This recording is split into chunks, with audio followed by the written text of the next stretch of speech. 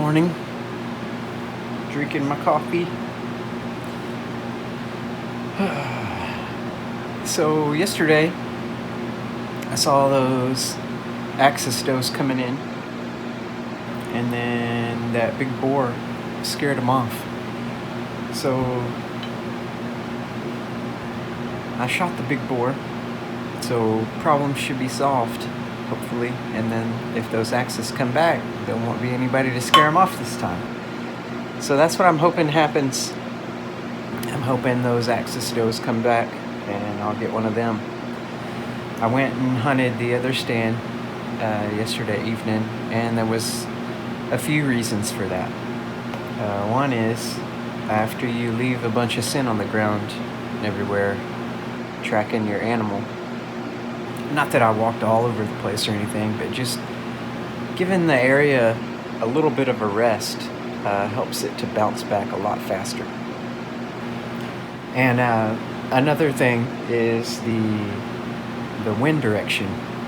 The wind direction yesterday was going to be variable, and that stand over here by the cabin right here, it is really high off the ground. I would say probably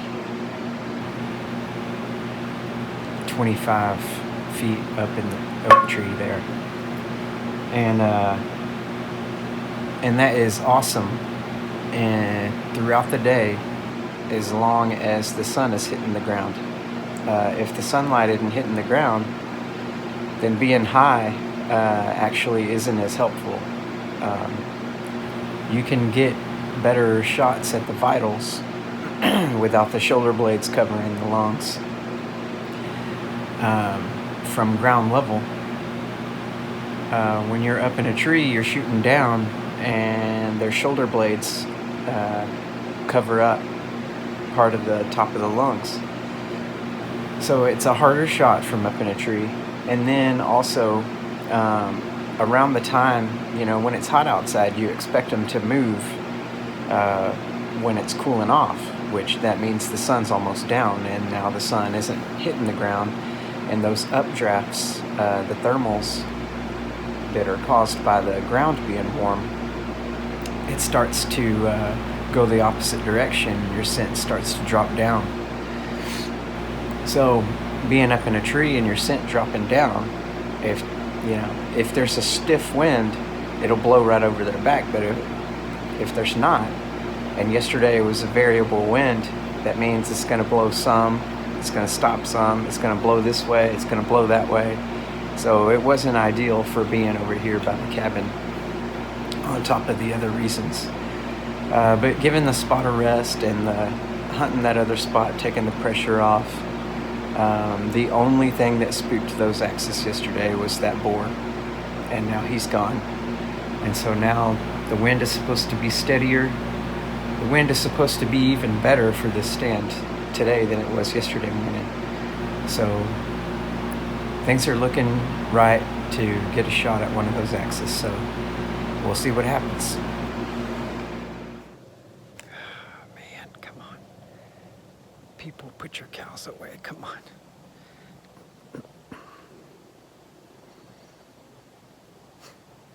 The cows showed up at the time that the feeder went off. And we know that they don't like cows.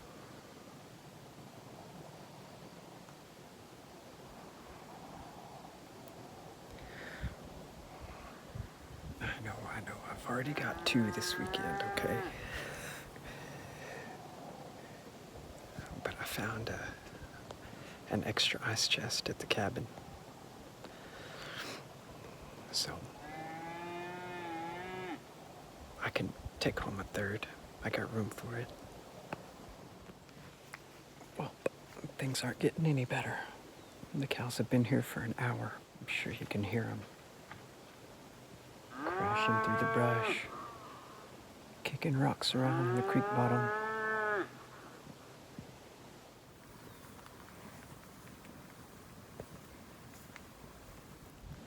Well, the cows have mostly moved off. They're still pretty nearby, but I think they're far enough to where things will settle down enough for deer to come in. I heard an axis buck a minute ago. It sounded like it was a couple 100 yards away. And so I called to it, and it did respond. Well, the initial reports of the cows being gone were incorrect. In front of me, about